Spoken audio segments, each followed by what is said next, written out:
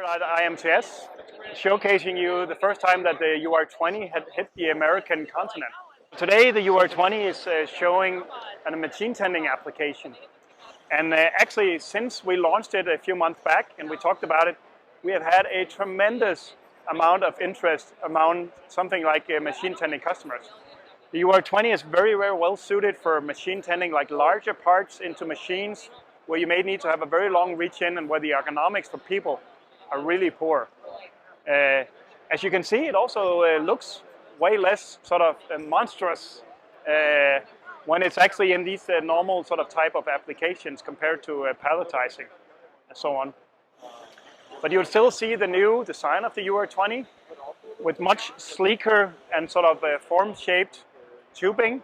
You'll see the full enclosed joint architecture and how it can actually perform these even higher load machine tending applications.